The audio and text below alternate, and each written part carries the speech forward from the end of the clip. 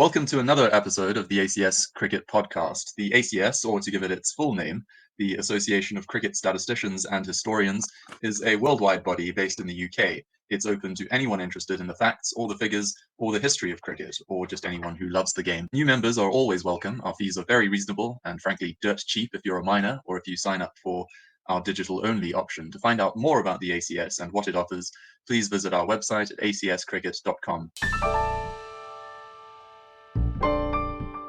First, Jeremy, the genesis of the project. What got you interested in it? Well, I mean, the project itself, just worth sort of showing the front cover of the book. The book is called No Picnic: The Historic First MCC Tour of India and Ceylon 1926-27, and it's the second book in the ACS's tours series. The first one being about the South American tour of Great Britain in 1932.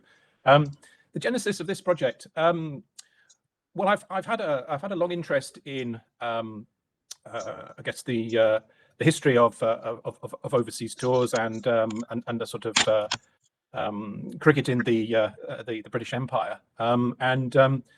What actually sort of specifically triggered this was the opportunity which arose when some of the papers and diaries of one of the participants on the tour,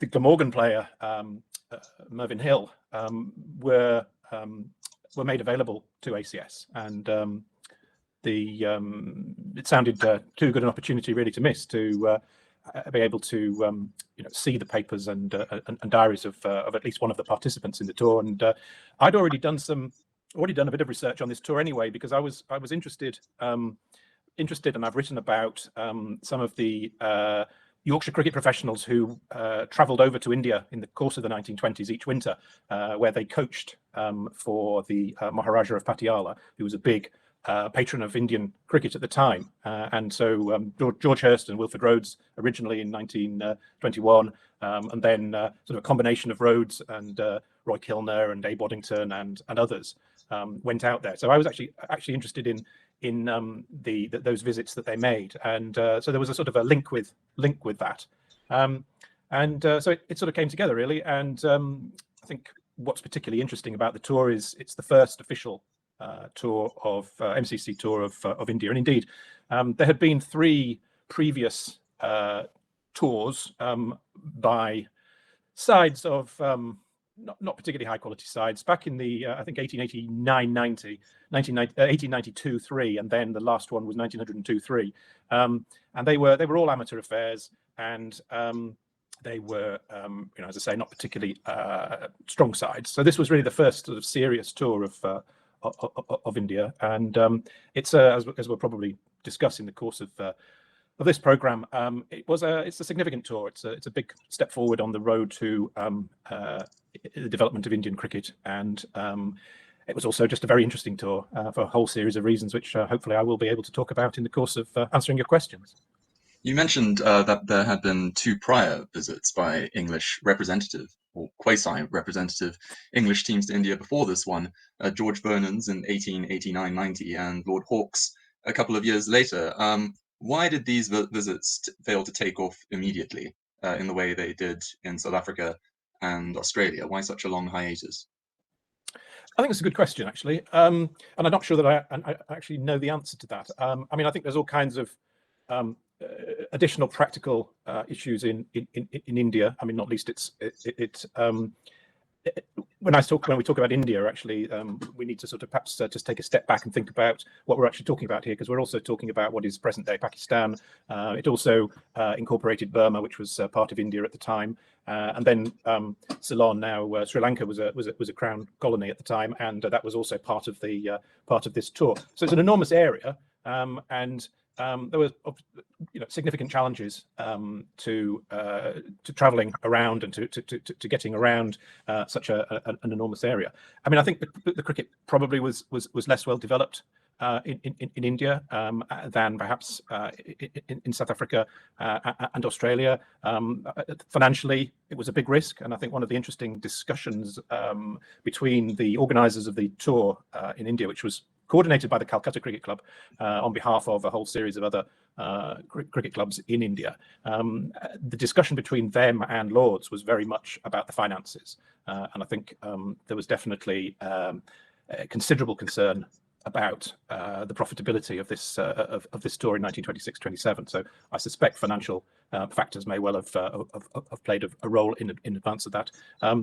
Possibly the political situation as well, but also there was no sort of central coordination of Indian cricket. And as I say, the initiative was taken initially in 1925-26, actually, 1925, for the following winter, 1925-26. It was originally Calcutta Cricket Club put forward to the MCC, suggested a team come out the following winter, and that was turned down, partly because of other competing tours, and there was a concern that there wouldn't be enough amateur players to fill the more than the existing number of touring parties.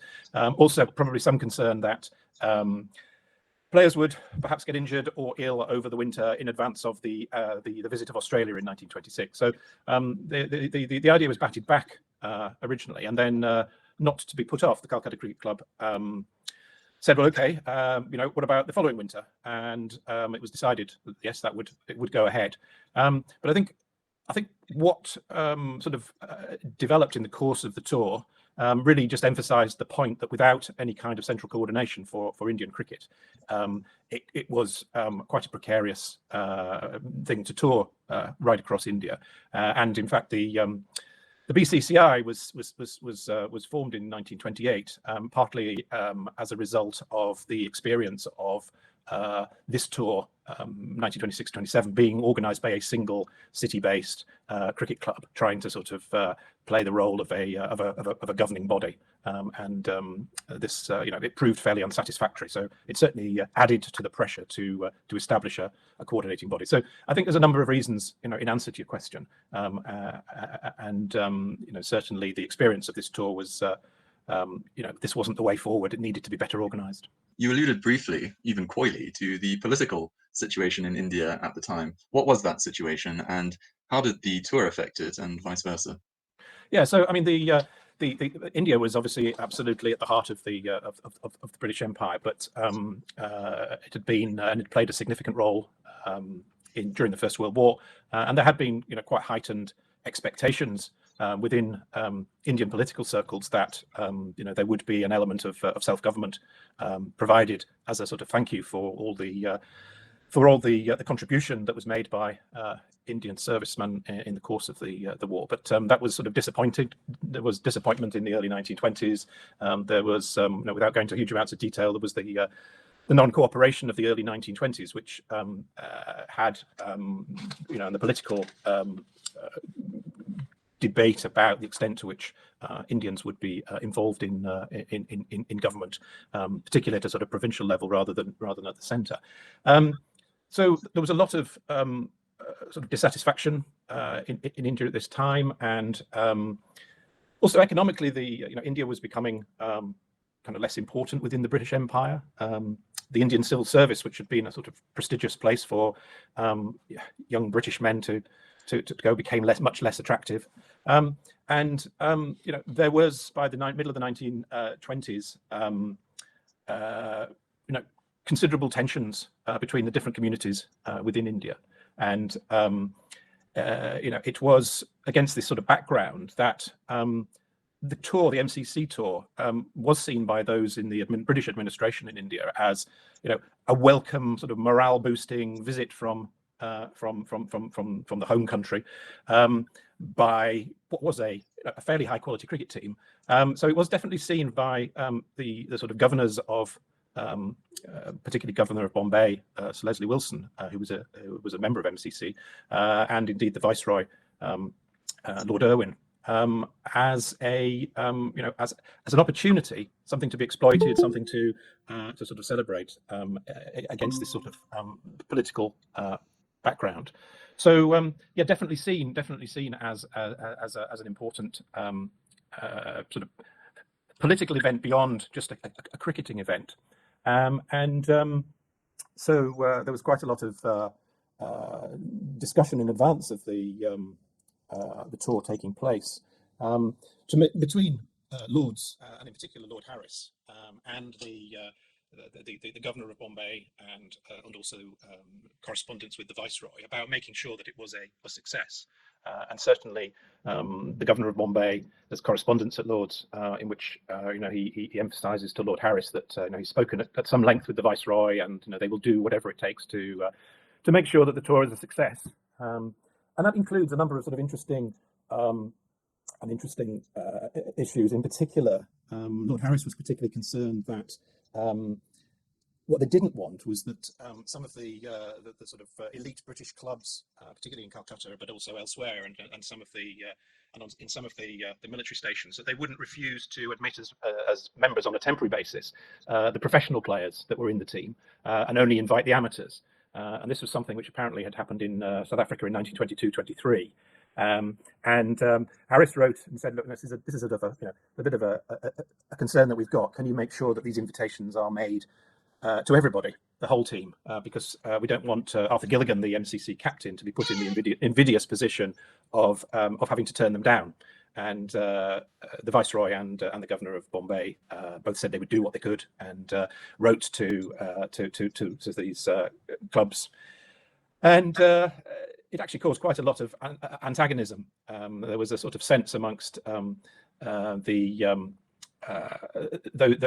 running the clubs that why should somebody from London tell us how to behave? They don't understand the sort of local context, and there was a lot of I about this. But many of them did sort of comply. Some didn't, and there were occasions when Gilligan turned down invitations.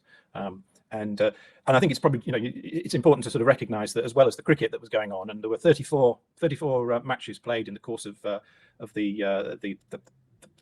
5 months, I guess, of cricket. There's a huge social programme as well, and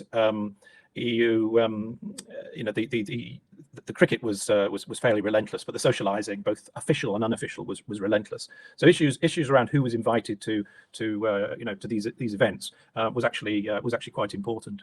On paper, it looks like a wildly successful tour for the MCC. Decent crowds, no defeats, but it wasn't quite the triumphal march that those statistics would suggest. The locals, especially the representative teams, more than held their own, didn't they? Yes, I mean the basic figures are, I think it's played 34.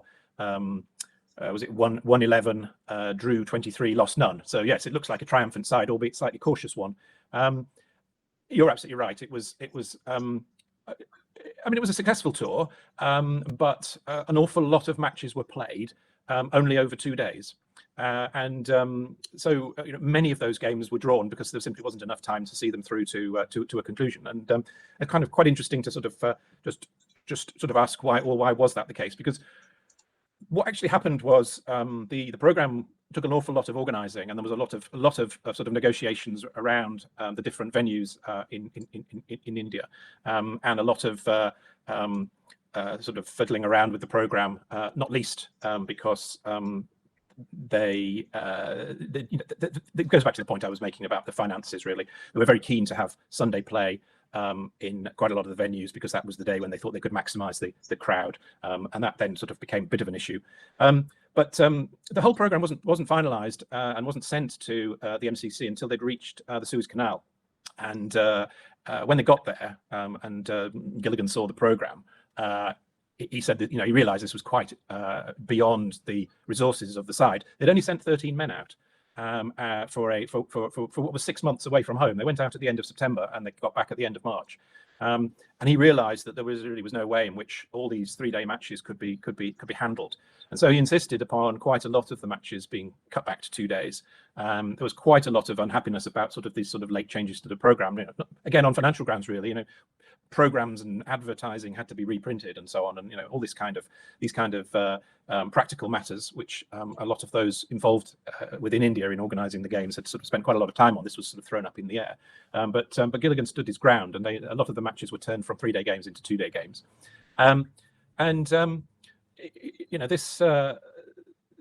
this meant that a lot of matches were sort of unresolved. Really, it's difficult to complete a competitive sort of 3-day first-class match a first-class match in 2 days. So that's why a lot of games were drawn. the standard of cricket varied a great deal around India. I mean, the highest quality cricket was played in Bombay, and that wasn't a surprise. The Hindus had just won the quadrangular tournament in September of 1926. They were always going to be one of the strongest sides. There was, high quality cricket in other parts of the country, but it was weakest, for example, in Burma. In fact, I think the only first class cricket that's ever been played is in Burma. It was during this tour. Some of the games against teams that were really sort of made up of British players who lived in India, either hadn't ever played first-class cricket before, or were just good quality club players. Some of those sides were obviously not particularly strong. So it was quite varied. The closest, I mean, it's interesting because there is correspondence again at Lord's in the files about this tour, where the governor of Bombay's had a discussion with Gilligan just before, I think in December of 1926, after the tour had been going for a couple of months, and he wrote to Lord Harris and said, I've had a good discussion with Gilligan, but Gilligan's quite anxious about whether they're going to be able to get through the tour successfully, and so on. He's quite anxious that they might struggle in some of the games. In fact, they didn't really come that close to losing, apart from I think it was the game against the All India side in Bombay in early December, when they came quite close. There weren't many other scares. There was a lot of good performances against the MCC, in particular CK Naidu's 153, and DB Deodar's 148. I think Wazir Ali scored successive centuries, and they came across a lot of very good Indian players. And in fact, one or two of the sides, I think the All India side in the match at Bombay, I think there were 8 players who subsequently played Test cricket after India became a Test team in 1932. But some of the other sides were quite weak and were brushed aside, really. Maurice Tate had a particularly successful tour. He did the double, and bowlers of the quality of George Geary. Jack Mercer was brought over when Gilligan realised that they just wouldn't be able to cope with 13 players, because they almost immediately had injuries. Jack Mercer was sent for, and he arrived at the end of November, and he did well as well. It was a pretty strong MCC side coming up against teams of varying quality depending on the where they were playing, and by and large doing pretty well. And where there was enough time, in particular in the 3-day games, driving through to a victorious outcome. In other games where it was a 2-day game, probably I went through and sort of made a judgment as to, if they'd had another day, would they have won? And I think the answer to that is in most of those cases, probably. So I think Gilligan's sort of anxiety about the whole thing was probably overdone. But I think it comes down to the issue around sort of the political side of it. There's quite a lot of issues around maintaining British prestige, and I think Gilligan didn't want to be travelling around India being beaten left, right, and centre. So there was sort of anxiety there. Now, the local populations, at least on the evidence of the newspaper clippings you furnish in the book, took a good deal of pride in the showings of their representative teams, inspiring talk of a reciprocal tour to England, and even of test matches. I myself am writing a gigantic book on the first of all test matches and the role that played in forging an Australian national identity. Do you see any parallel developments here with this tour and with India? Yes. I mean, as I said right at the outset, I think the tour is an important step towards India becoming a test-playing team in 1932. I think one of the interesting things for me, and you go back to asking me about the sort of the genesis and the sort of evidence base, I wanted to make sure that I got as much as possible got sort of multiple perspectives on the tour, and a lot of the sort of Indian nationalist newspapers in English language gave a lot of attention to the tour and to the sort of success of Indian players against the MCC, and there are lots of interesting reports of the celebrations after particularly impressive performances, as I say, in particular CK Naidu's 153, And so there were lots of street celebrations. There was lots of sort of parades. There were striking of medals. There was, a number of sort of musical events at which the success of players was celebrated. It was seen as, going back to the point about politics, it was certainly seen, for example, amongst the sort of legal profession. The Bar Association in Bombay met, and there was quite an interesting report of their discussions, and they very much saw the match in which the MCC played against a combined Hindu and Muslim side, saw it very much in the political context, and sort of emphasized how much this was a sign of, if different Indian communities collaborated together, they could be very successful, and so. That was all part of the sort of political perspective on it. So yes, I think it was seen as this is there's evidence here that the best Indian players can take on what was a high quality English side. I go back to the point I made earlier about the challenges of the tour organized by a single club on behalf of other clubs. And early in the new year, in February of 1927, there was a meeting held after one of the games in Delhi, which was attended by various sort of figures in cricket in British in India, talking about the setting up of some kind of coordinating body, and Gilligan attended that, and Gilligan was very positive about what they'd seen, and there was a discussion about the possibility of establishing some kind of board of control, and Gilligan promised to go back to Lords and sort of talk about this and raise it with Lords. There was then a meeting held in December of 1927, I think chaired by the Maharaja of Patiala, as I say, a big patron of Indian cricket. And in 1928, the following year, BCCI was established, and that was an attempt to bring together representatives of different parts of Indian cricket.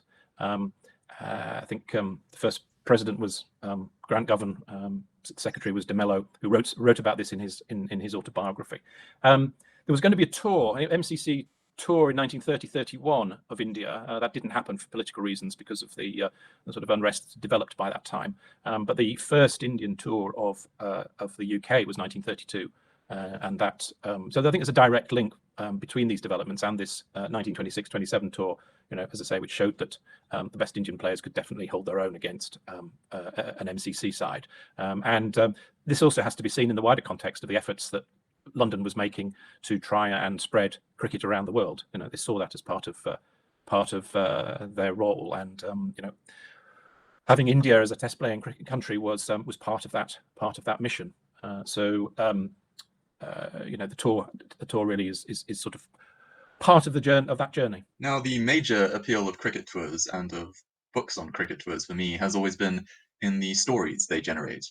This was a particularly eventful tour on that front. Would you mind sharing a few juicy anecdotes? Yeah, I mean, I think, obviously what happened on the field is interesting, albeit there were no test matches during the tour, but there was lots of interesting cricket, and lots of great performances. But I think what is staggering really, is the sort of scale of the off-field events, both official and unofficial, really. And it's quite an interesting, going back to the letter that the governor of Bombay wrote to Lord Harris before Christmas of 1926. He said that it's been a successful tour, and he's enjoyed having the MCC with him. He put up 6 of the players in Government House, and it's all been a great success, he says. But I have warned Arthur Gilligan that the team really can't carry on as they are, because they're going to wear themselves out, and it's already having an impact.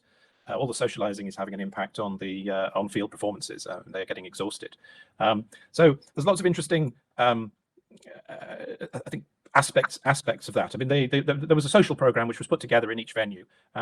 Part of the reason for it being so extensive was because a lot of the socializing was done within different communities. So there would be an event organized by the Hindu Gymkhana, or by the Muslim Gymkhana, or by the Parsis, and so on. So it was very important that every group in different parts of the country were their invitations were taken up. There was an awful lot of sort of other events, theatre visits, a lot of sightseeing, lots of parties, and it was a packed program. I mean, players were pretty much on show a lot of the time.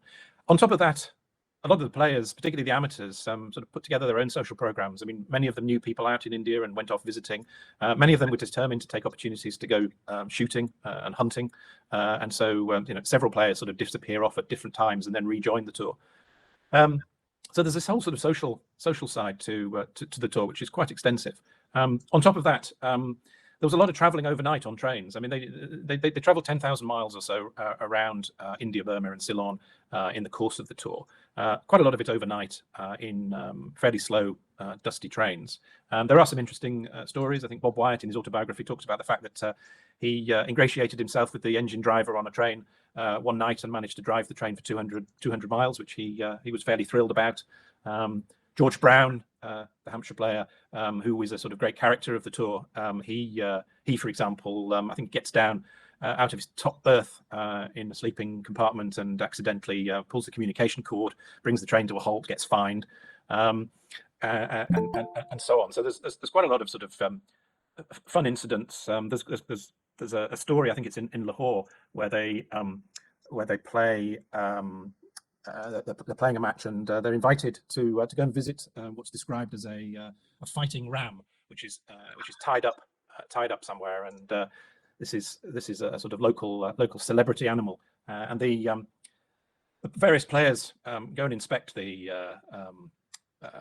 fighting ram, which then breaks loose, and so they end up diving into a well to escape the attention of this fierce animal.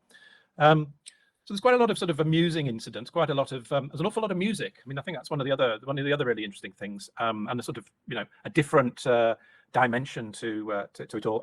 Gilligan and Astill take ukuleles with them, and so there are a number of ukulele parties in the course of the tour. There's also many references to something called the MCC song, which I asked the library at Lord's, what was this, and they didn't seem to know. Anyway, eventually I managed to find from various references to the fact it's a sort of a drinking song from the First World War, which became a sort of a song that they were asked to sing regularly, and so this was adapted and adopted by the team in the course of the tour.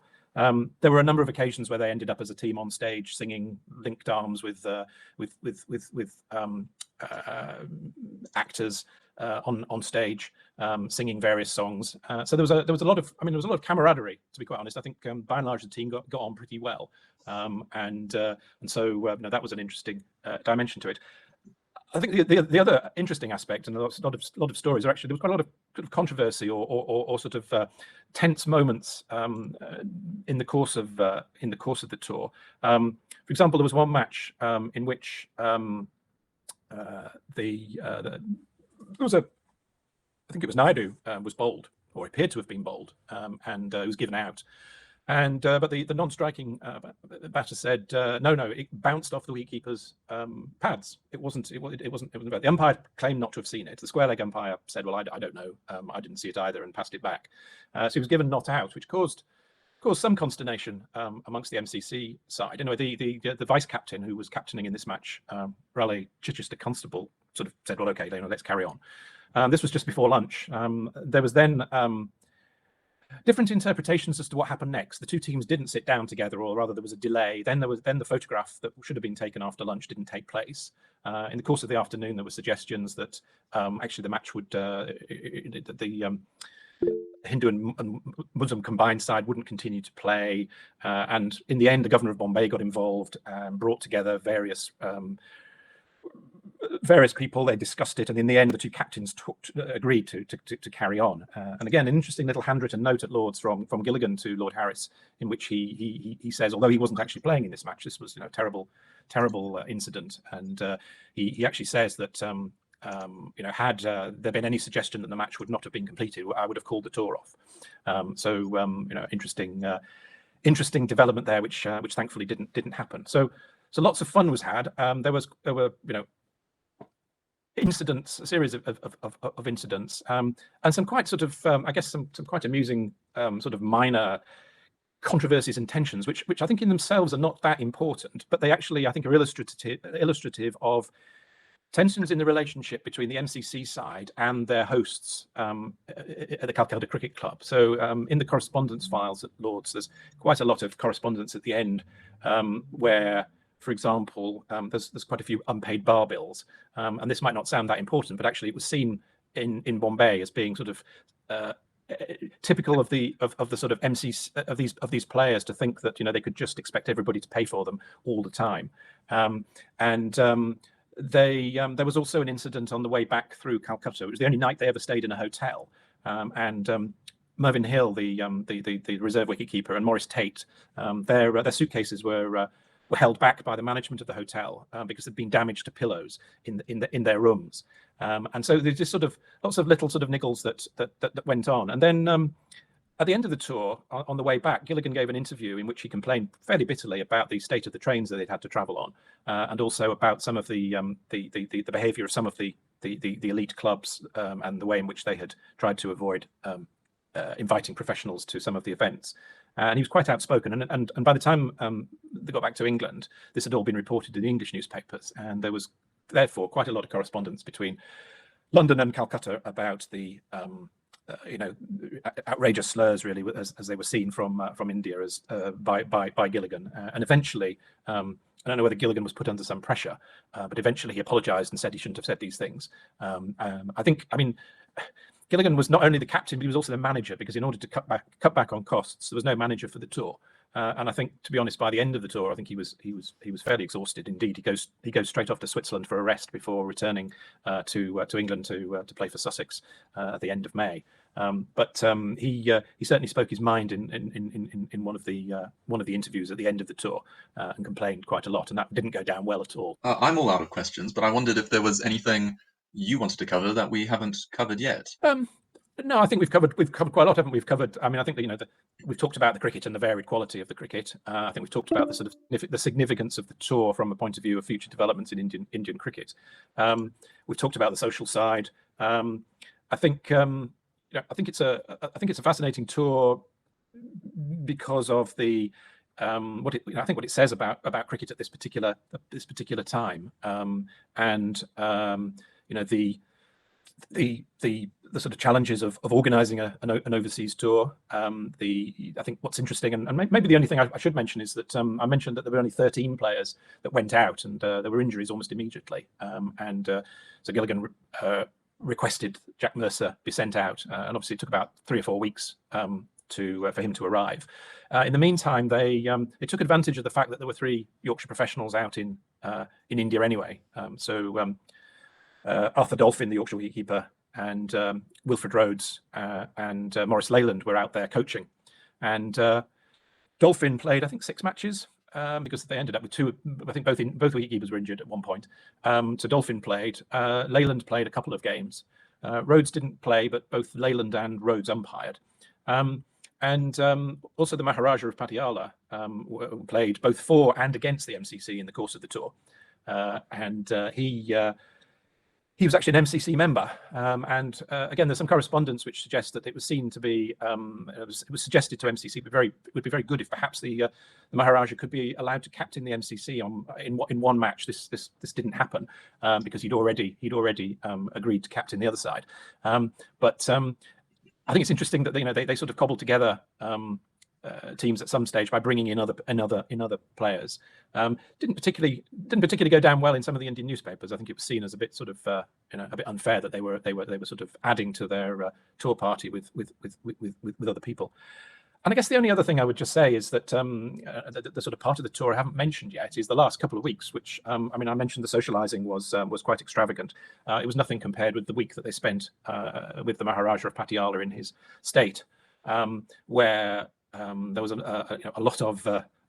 He spent most of the time hunting and enjoying his hospitality as well as playing a match, and then they went to see Prince Ranjit Singh in his state. And interestingly, MCC I think it's in the minutes actually, say that there's been a request in the course of the early part of the tour from Gilligan to say could they visit Ranjit Singh Ji, and MCC said no.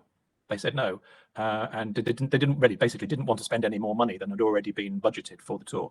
And Gilligan decided to do it anyway. He was determined to visit Ranjit Singh Ji with the sort of Sussex connection, and so the Maharaja of Patiala provides his own private train, which takes them to Ranjit Singh Ji's estate, where the hospitality is probably even more extensive and excessive than it had been the previous week. So the final 2 weeks are really the sort of icing on the cake, and then they return home in the middle of March 1927, and certainly the professionals are sort of in the nets in their county clubs within a few days of returning from this tour. Quite a lot of sort of handwritten letters in the papers at Lord's from various players saying, this was a fantastic tour, really enjoyed it, and so on. But also, I think one or two of them saying, I wouldn't do that again. I think there was a sense that this was really too demanding as a tour, and I think it's interesting because there was a suggestion that lessons might be learned, but I think if you look at the program for Jardine's 1933-34 tour, I'm not sure it's that different. So this is obviously the way that they, in the end, wanted to tour India. It was certainly a very demanding experience. All right, as I say, I'm all out of questions, but I wonder if a few of the participants or studio audience members we have with us today would like to put anything to you. Just raise your hand or type something into the chat if you do. I always feel like I should break into song or something while we're waiting. The silences can be excruciating. All right, it doesn't seem like we've got anything, but thanks, Jeremy. It's been a thrill and very instructive and interesting, and I can't recommend enough that everyone contact the ACS and acquire a copy of the book. Thanks very much, Rodney. All right, thanks everyone. Cheers.